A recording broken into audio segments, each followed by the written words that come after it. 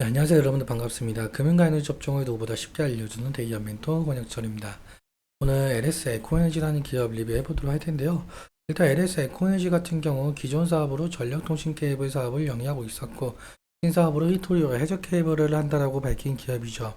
제가 오늘 말씀드릴 내용은 지금 현재 LS 에코에너지가 지속적인 하락을 겪고 있는데요.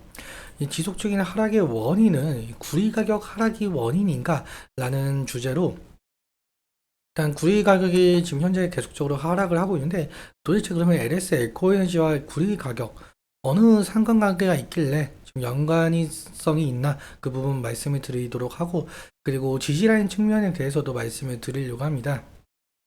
여러분과 같이 한번 확인해 보면서 천천히 얘기 나눠보도록 할 텐데 먼저 시작하기 전에 저희 대기업 채널에 오시면 모든 종목들을 커버해 드리고 있으니까 찾아주시면 정말 감사하겠고 제 영상도 끝까지 지켜봐 주시면서 댓글로 궁금하신 것들 남겨주시면 다음 영상에서 말씀을 드리도록 하겠습니다. 그러면 LS 에코에너지 바로 보도록 할게요. 일단 제가 지속적으로 말씀을 드리지만 LS 에코에너지 같은 경우 해저 케이블과 히토류 신사업을 추진을 하면서 제2의 성장 모멘텀이 될 것이다 라고 말을 한 바가 있었어요. 그래서 원래 사명이 LS 전선 아시아였었는데 LS 에코에너지로 사명을 변경할 만큼 이 신사업에 대해서 자신감이 있었다라고 볼 수가 있을 것 같습니다.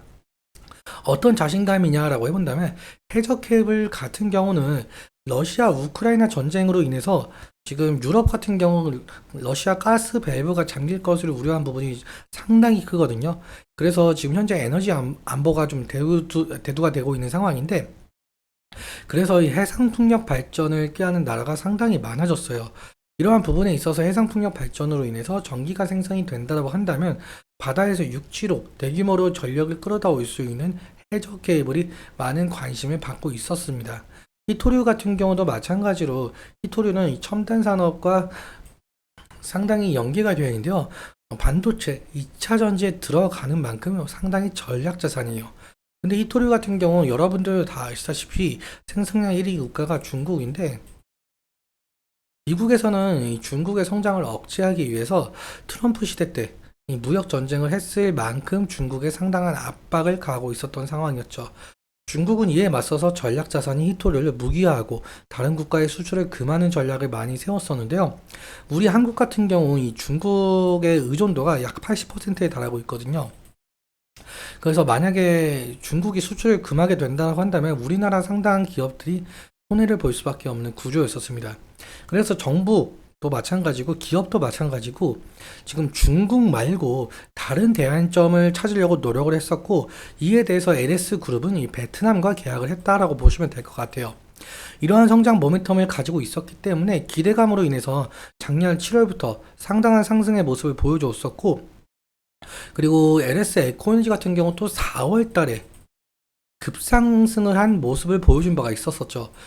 이 4월 달부터 급상승을 했었던 모습은 지금 이 신사업에 대한 모멘텀이 아니라 기존 사업에 대한 이 모멘텀이거든요. 어떤 모멘텀이냐고 해본다면 기존 사업 같은 경우 지금 LS 에코에너지는 베트남과 미얀마에 공장을 세우면서 전력통신 케이블 제조 판매를 하고 있었거든요. 기존 사업에 대한 모멘텀은 당연하게도 전력 인프라만 구축이겠죠. 지금 현재 전 세계적으로 급증한 케이블 수요로 인해서 지금 전력 케이블이 상당한 관심을 받고 있었는데 이는 당연하게도 AI 산업 활용으로 인해서 부족한 전력 인프라만 구축이겠죠. 현재 AI 산업 확장으로 인해서 급격히 늘어난 데이터 센터로 이 전력 인프라만 구축이 상당히 시급한데 당연하게도 이 전력 인프라망이 세워지려면은 전선이라든지 통신 케이블이 필수적으로 필요할 수가 있겠죠. 그래서 이에 대해서 LS 에코에너지 매출에도 상당히 큰 영향을 받을 것이다 라는 기대감으로 올해 4월부터 급상승을 했었던 모습이고요. 그리고 또 한 가지가 있었는데 뭐냐라고 해본다면 바로 구리 가격이에요. 당연하게도 이 전선이란 것은 전도체이다 보니까 이 구리가 들어갈 수밖에 없잖아요. 그래서 구리 가격 상승으로 인해서 이 전선 케이블에 대한 수출 이익이 좀 늘어나지 않을까라는 기대감이 있었거든요. 근데 구리 가격이 지금 현재 하락을 하고 있다 보니까 그에 맞춰서 LS 에코에너지도 좀 하락을 한 바가 있던 것 같습니다. 아무튼 이러한 모멘텀을 가지고 상승을 했었던 전적이 있었다라고 보시면 될 것 같고요. 그리고 LS 에코에너지가 지금 현재 상당한 그 상승을 겪고 나서 하락을 진행 중인데, 그렇다면 우리는 지금 지지라인을 어디로 봐야 될 것인가, 이 부분도 상당히 중요할 것으로 보이고 있어요. 그래서 차트 보면서 이야기 나눠보도록 할 텐데요. LS 에코에너지 차트를 보시면은 5월 30일 신고가 이후로 지금 3, 4, 5거래일 6거래일째 정도 하락을 지금 진행 중에 있어요. 지금 몇 퍼센트를 하락을 했냐라고 해본다면은 지금 약 한 31% 정도 하락을 하고 있는 모양새인데요. 우리는 그럼 지지라인은 어디로 봐야 될 것인가? 제가 저번 영상에서는 이 가격대, 이 가격 레인지대가 지지라인이 될 가능성이 높다라고 말씀을 드렸지만, 지금 오늘도 사실상 이 부분을 좀 이탈을 한 바가 있었어요. 그래서 우리는 다음 지지라인을 어디로 봐야 될 것인가, 제가 이 부분을 좀 설정을 해 두었습니다. 다음 지지라인 같은 경우에 이 부분이 될 가능성이 높겠고요. 사실상 하지만 지금 현재 리스크적인 관리는 필요할 것으로 보이고 있어요. 왜냐라고 한다면 지금 60일 이평선과의 이격도가 상당하다 보니까 지금 리스크적인 관리는 필요할 것 같다라고 말씀을 드리고 싶고, 수급적인 측면도 함께 보자면은 지금 제가 날짜를 4월 29일부터 설정을 했거든요.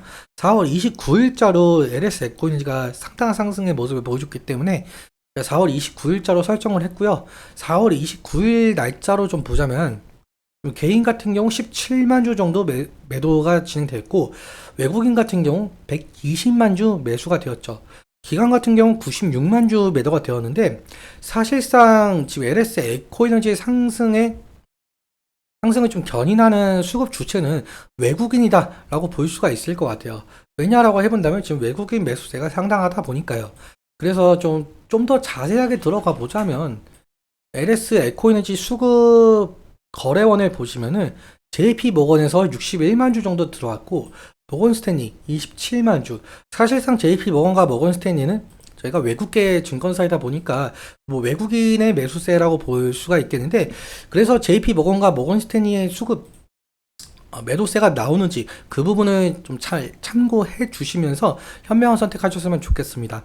오늘은 여기까지 말씀을 드리면서 오늘 내용 여러분들께 도움이 되셨다면 구독과 좋아요 부탁드리고, 그리고 오늘 말씀드린 내용과 차트적인 부분 그리고 수급적인 측면은 제 개인적인 견해가 많이 껴있다 보니까 여러분들의 주관적인 견해와 함께 투자를 하여 현명한 선택하셨으면 좋겠습니다.